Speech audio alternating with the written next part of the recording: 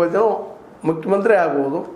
ಆದರೆ ದೂರದೃಷ್ಟಿ ಲೆಕ್ಕ ಹಾಕಿದಾಗ ಬಿ ಜೆ ಪಿಯಲ್ಲಿ ಸ್ವತಂತ್ರ ಆಗುವಂಥ ಎಲ್ಲ ಸಾಧ್ಯತೆಗಳಿದ್ದಾವೆ. ಎಸ್ ಎಂ ಕೃಷ್ಣ ಅವ್ರ ಉದಾಹರಣೆ ಕಣ್ಮುಂದದ ಅವ್ರ ಗುರುಗಳು ಏನಾದರೂ ಇನ್ನೂ ಕಾಂಗ್ರೆಸ್ ನಡೀತಿದ್ರೆ ಒಂದು ವ್ಯಕ್ತಿತ್ವ ಆದರೂ ಉಳಿದಿತ್ತು, ಬದಲಾಗಲಿಲ್ಲಪ್ಪ ಅಂತೇಳಿ.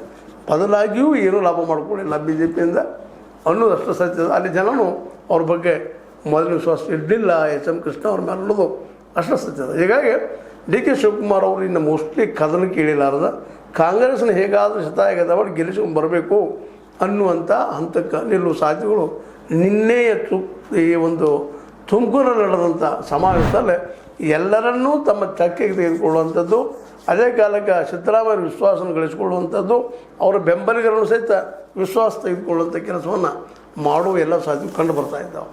ಯಾಕಂದ್ರೆ ಕೆಲವು ಮಾತಾಡ್ತಾರೆ ಆಮದ್ ಬೇರೆ, ಆದರೆ ಅವ್ರ ಫೇಸ್, ಅವ್ರ ವ್ಯಕ್ತಿತ್ವ, ಅವ್ರ ಆ್ಯಟಿಟ್ಯೂಡ್ಸ, ಅವ್ರು ಭೇಟಿ ಆಗುವುದು, ಮಾತಾಡೋದು, ನೋಡುವಂಥ ದೃಷ್ಟಿಕೋನ, ಅದರಲ್ಲೂ ಮೋದಿ ಅವ್ರ ಮೇಲೆ ತೀವ್ರವಾಗಿ ಅಟ್ಯಾಕ್ ಮಾಡೋದನ್ನು ನೋಡಿದಾಗ ಸಹಜವಾಗಿ ಕಾಂಗ್ರೆಸ್ನ ಬಿಟ್ಟು ಹೋಗೋ ಸ್ಥಿತಿ ಒಳಗಿಲ್ಲ. ಮತ್ತು ಈಗ ಸಿ ಎಮ್ ಆದರೂ ಸಹಿತ ಅಷ್ಟು ಸುರಕ್ಷಿತ ಅಲ್ಲ ಅನ್ನುವಂಥದ್ದು, ಜೊತೆಗೆ ಹೈಕಮಾಂಡ್ ಇದನ್ನು ಒಪ್ಪುವುದಿಲ್ಲ ಅನ್ನೋದು ಡಿ ಕೆ ಅವ್ರಿಗೆ ಒಪ್ಪಿದ್ದರಿಂದಾಗಿ ಈಗ ಏನಿದ್ರೂ ತಮ್ಮ ಸಂಪುಟದಲ್ಲಿ ನಮ್ಮ ಜನರು ಹೆಚ್ಚು ಮಾಡಿಕೊಳ್ಳುವಂಥ ಪ್ರಯತ್ನವನ್ನು ಮಾಡುವ ಕೆಲಸ ಮಾಡ್ಬೋದು. ಅದಕ್ಕೆ ಅವ್ರಿಗೆ ಅವಕಾಶವೂ ಇದ್ದಾವೆ. ಅವರು ಒಂದು 8 ಜನರ ಹೆಸರುಗಳನ್ನು ತೆಗಿಬೇಕು ಅಂತ ಹೇಳಿದರೆ ಇವರು ಒಂದು 10-12 ಜನರ ಹೆಸರು ಹೇಳ್ಕೊಂಡಿದ್ದಾರೆ. ಸಿದ್ದರಾಮಯ್ಯನವರು ಸಂಪುಟ ವಿಸ್ತರಣೆ ಆಗ್ಬೋದು, ಹಳೆದು ಹೊಸದಾಗ್ಬೋದು.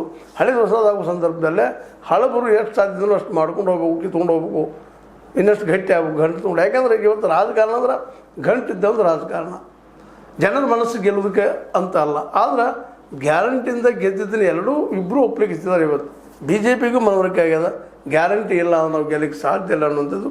ಹೀಗಾಗಿ ಗ್ಯಾರಂಟಿ ಮಾತ್ರ ಉಳಿಯೋ ಎಲ್ಲ ಸಾಧ್ಯತೆಗಳಿದ್ದಾವೆ. ಆದರೆ 500, 1000, 5000, 2000 ಹಂಚುವಂಥ ಕಾರ್ಯಕ್ರಮಗಳು ಬರ್ತಾ ಕಡಿಮೆ ಆಗ್ಬೋದು ಏನೋ ಅನ್ನಿಸ್ತಾ ಇದೆ. ಆದರೆ ಗ್ಯಾರಂಟಿ ಒಂದರಿಂದ ಇಲ್ಲಿ ಗೆಲ್ಲುವ ಸಾಧ್ಯತೆಗಳು ಭಾಳ ಕಡಿಮೆ. ಯಾಕಂದರೆ ಬಿ ಜೆ ಪಿಗರು ಈಗಾಗಲೇ ಅಮಿತ್ ಶಾ ಈಗಂತೂ ಅವ್ರು ಮುಂದಿರುವಂಥ ಉತ್ತರ ಪ್ರದೇಶ